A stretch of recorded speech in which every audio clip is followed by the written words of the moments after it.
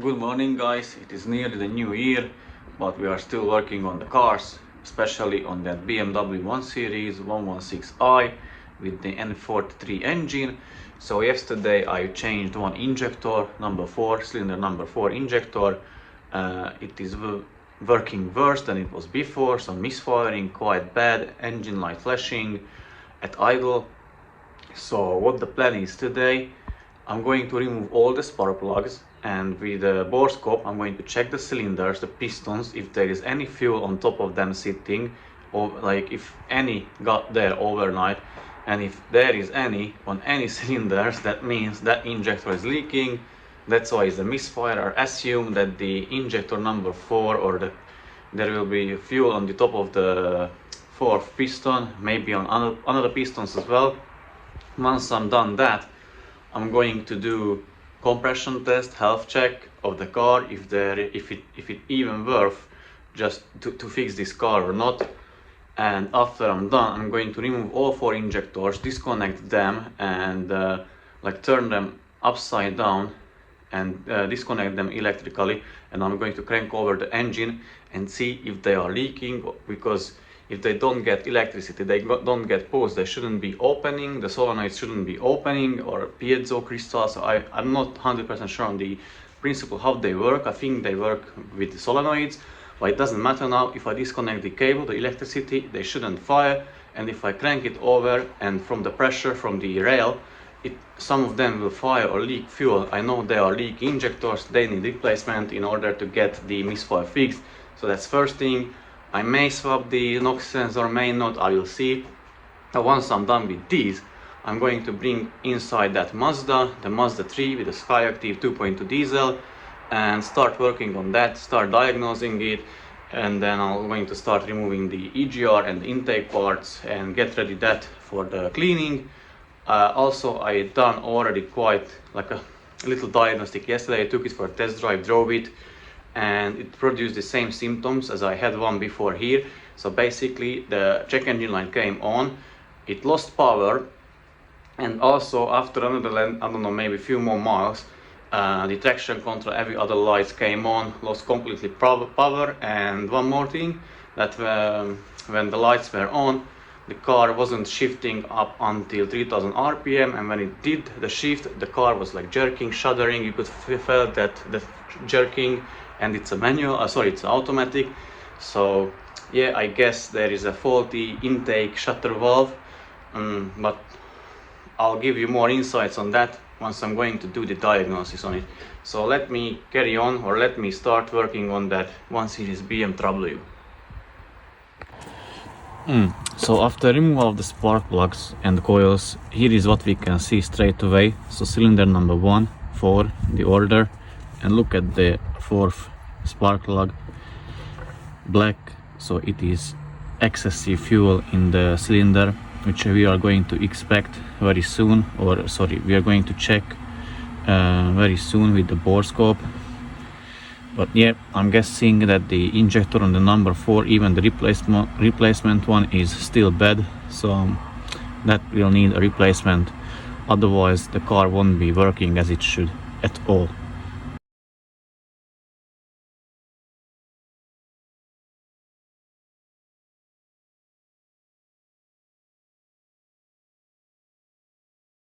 Well, as you could see, there is no fuel on top of the cylinders or the pistons like as a lot, but you could see the 1, 2, 3 are dry and the 4th is wet. So that's why I'm suspecting the injector number 4 is leaking. So now we are going to do the compression test. Basically what I've done, I disconnected the injectors. You see here this tab, so I just pushed it a bit back with the pry tool, like that way, and then pulled the injector connector so it won't fire or won't vaporize the fuel. Spark plugs removed, coils removed, and now I'm going to use the combination of these two. This is just an adapter, and the compression tester, the gauge. So I'm going to check each cylinder, what's the compression of it, and going to compare the results. If there is any difference in between them, one is lower or there is no compression at all or something like that, these scenarios. And yeah, so let me do the compression test.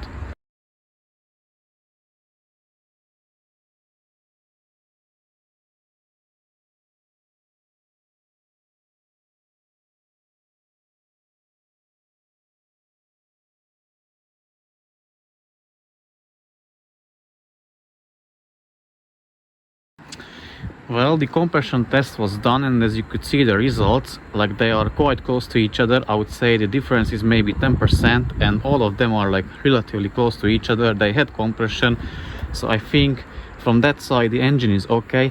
And even though during the compression test, when I was cranking the engine over, I could smell the fuel, the petrol, I suspect that that injector is still leaking, even though if now like it's not getting any power or electricity, it's still fueling petrol down the combustion chamber. So that's why we have a problem there, and that's why we have the misfire and the hesitation and stuttering. But let me do further investigation on this one. This is the setup how you test the injectors, although I'm not recommending it, only if it's necessary. So remove the injectors, turn them this way, place some rugs underneath, and then crank the car over, and you should see which one is leaking or not. So I'll ask my brother-in-law to turn the car over to crank it, and I will show you like if any of them is leaking or not.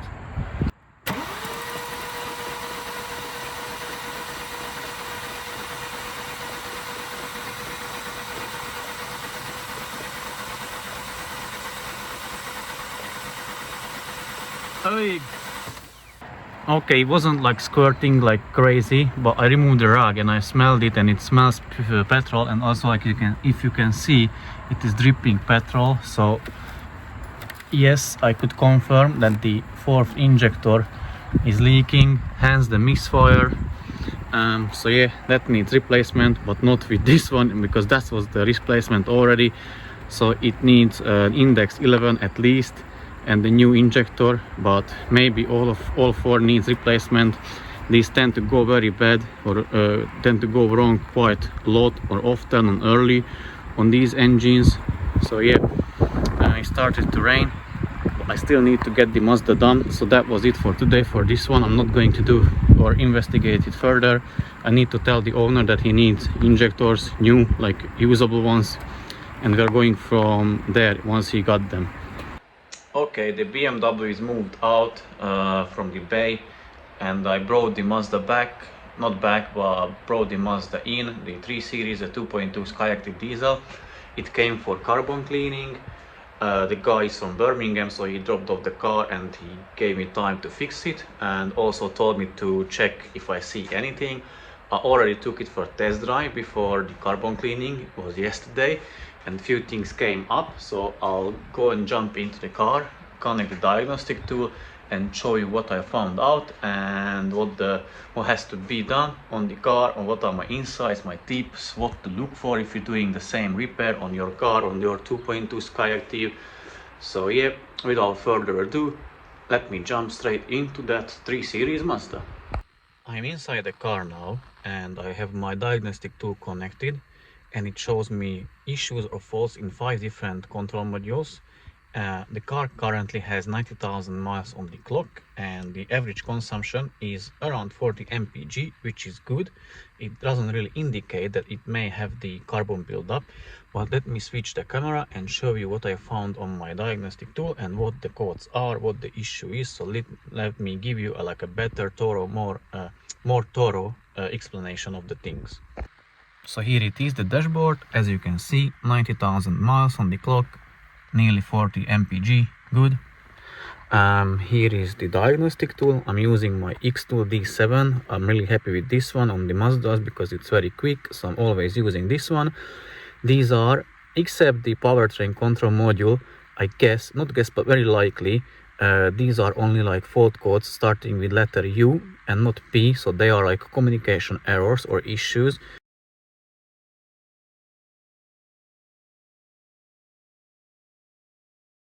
I'm interested in the PCM, so let me check that one. Check the codes. So here are all the fault codes what the car actually has or currently have.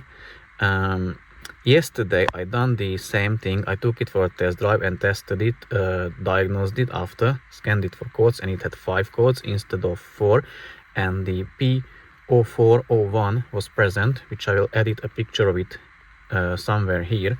But currently the car has the P0106, P0471, P2262 and the P0101 fault code.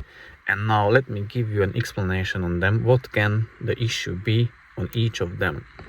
So the P0101 can be caused by the carbon buildup, worn camshaft, soft hydraulic tappets, and also by the faulty vacuum pump, which we will investigate each part individually. The P2262 and the P0471 can be caused by the faulty exhaust pressure sensor or the pipe underneath the exhaust pressure sensor. So we will check that through the live data. The P0106 is a fault code which I haven't met yet, so I'll have to check that, what that exactly means, what could be the issue. But let me tell you what I found out during the test drive yesterday. So as I said, it happened in like 3 sections or 3 installments. First, just the check engine light came on, the car lost its power, that was it. Then I drove a few more miles. The traction control and various like SCBS control lights came on. Again, the car didn't have already power. And then when I was like driving the car, because it's automatic, the gearbox or the transmission didn't want to shift up until 3000 RPM, so it let the car rev up to 3000, then it shifted to the next gear, and there was a jerking present or shuddering present. And I had that one before, and that was the faulty EGR valve or the faulty intake shutter valve. Once I got home, I scanned the car for codes and checked the live data, and what I noticed, that the desired value of the intake shutter valve and the actual value was different. So I suspect that the intake shutter valve is faulty at this time, but we will test it, we will see it. So yeah, now let's turn on the car, start up the engine and check for live data what we can notice from there. Once we got that, once we've done it, we're going to open the hood and check visually what we can notice, what we can see straight away, if there are any telltale signs that there is issue with the car. So let me switch the camera again, turn the car on and show you the live data. What are the values, or what are the which data I usually look at. Okay, the car is running, idle is settled now. And funny thing is that the check engine light disappeared, but when I was like parking on the ramp, the check engine light was present, but it doesn't really matter at the moment. We are curious to see the live data, so let me show you the live data. So here we are in the live data section of the scan tool, and what I'm usually looking at is the brake booster pressure sensor, because that is connected to the vacuum pump directly, and as you can see it is around 20. So that, in my opinion, definitely will need a replacement very soon. Even if I just press the brake pedal, it rises, but it doesn't go back quickly, and it doesn't go near to 7.6 where it should be, or where it should be sitting at. So that's faulty definitely. Then carry on. Engine coolant temperature 32, it's okay. We're going to remove the coolant anyways. Oil pressure,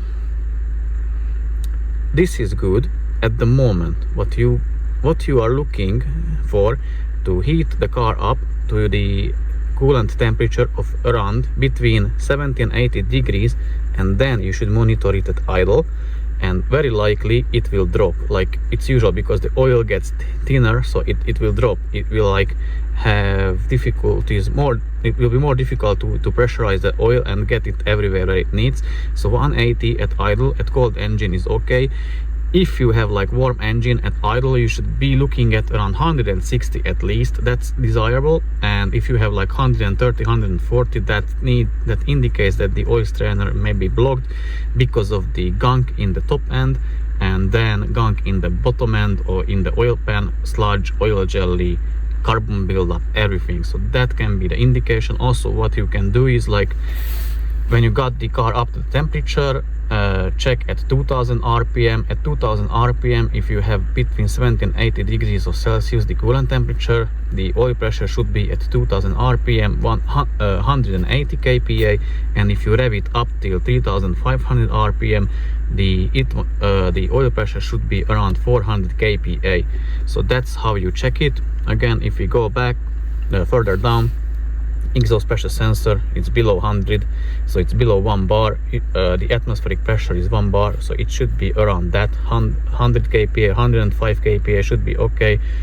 We will check which sensor he has, but I very likely guess that he's got still the old sensor or one of the old sensors. Differential pressure of the exhaust gas, not saying it's too bad. If you count it as millibar, it is 20 millibar, not too bad. Ideally, looking at, you want a single digit number, so anything below like 1.3 is ideal, so that's 3 millibars, that would be ideal. Obviously that has to be tested on the test drive again. So yeah, let me check further. Correction values, they seem pretty fine to me. Anything between -1 and +1 is good. He's got them in the spec range, so it should be good. So this is what I was talking about. So you can see the numbers here, and this one, the desired intake shutter valve, was different than the actual. So that was, I think this one was higher, the actual was higher than the desired, or vice versa, I'm not sure now. So that's why I think the issue is caused by the faulty intake shutter valve. Again, the oil was changed 3500 kilometers ago and the dilution is 0, so I guess someone has done the reset and it doesn't show any dilution. But we will check from the top. We remove the engine cover and we'll check if we can see any leaks on the valve cover.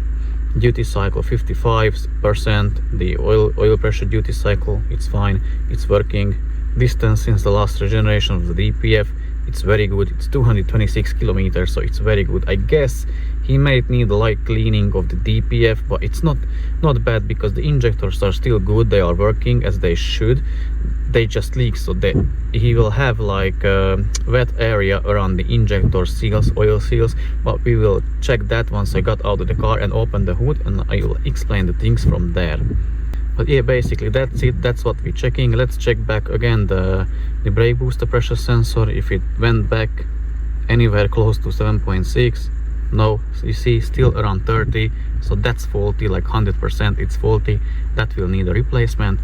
But now I'm done with the live data testing. Let's check the car visually and open the hood, and let's see what we can tell about the car just checking it visually. Look at that funny weather. It's bright sunny outside and it's raining.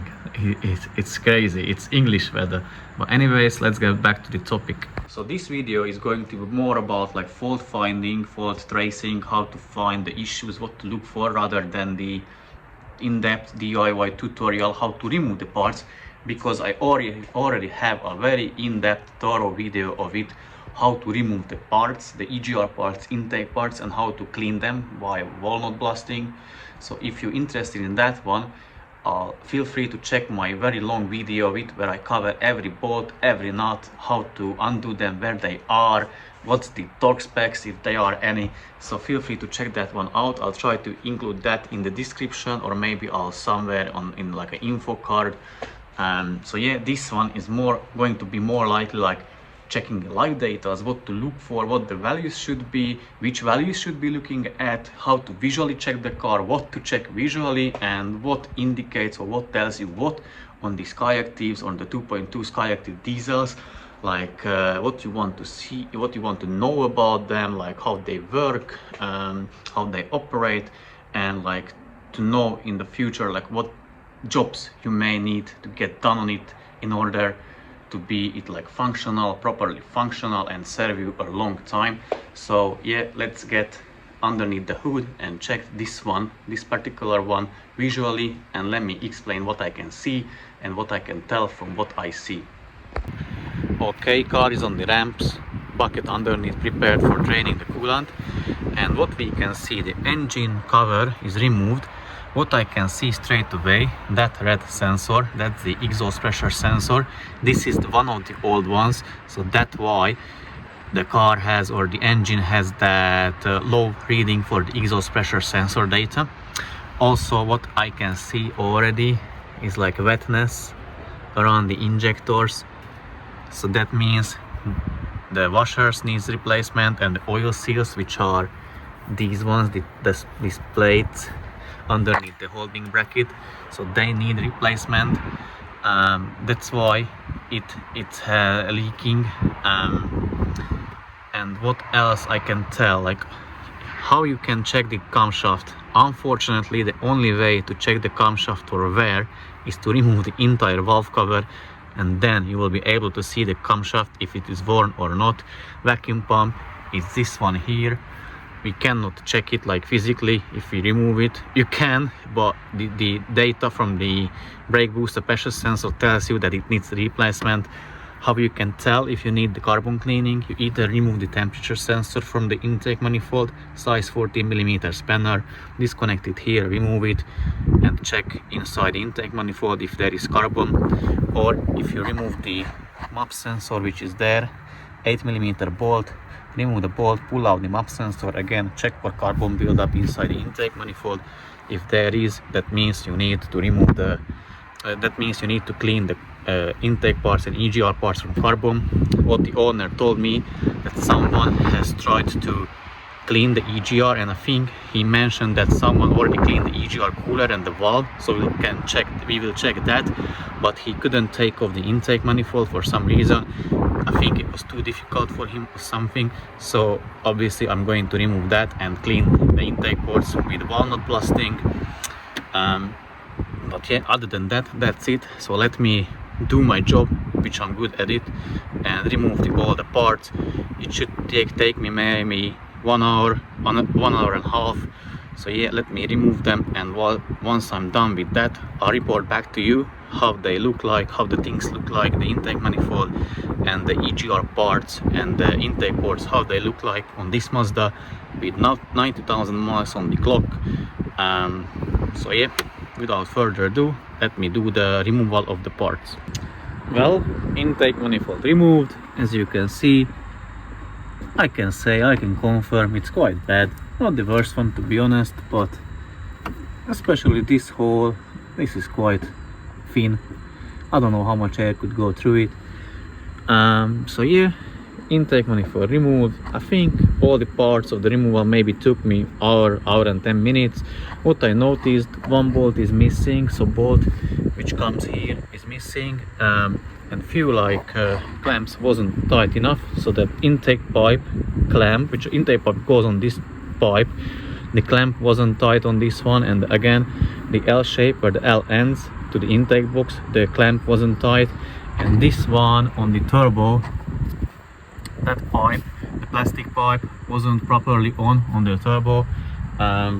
This one was loose, so it was, as you can see, I didn't touch it, it was like this, but thankfully it didn't push, water didn't push off this pipe. Other than that, obviously owner told me like someone was working on it before me, so yeah, I could confirm it that was the case. Here is the intake manifold. Again bad, but what is like quite interesting to me, if I look at the tube which causes the issue, the fault code, oh no, it seems blocked me. Now I can see, yeah, it's blocked. I thought it wasn't blocked, but now I can see it's completely blocked. So yeah, that's why he's got the P0401 fault code. So I'm going to further disassemble, remove the tube, intake, throttle body, and it's not that bad weather now, so even I may start cleaning it, but I'm still not sure of it. I'll see, because we need to prepare for dinner and this and that, so you know, New Year's time, New Year's Eve, so I'll see. But pretty much this was it. So this is the before. Obviously I'll record the after video, how it will look like after I got everything cleaned. And yeah, so I may end this video here, or maybe I'm going to clean it further. I will see, but you will know anyway, so you will see anyways if the video continues or carries on, or if not.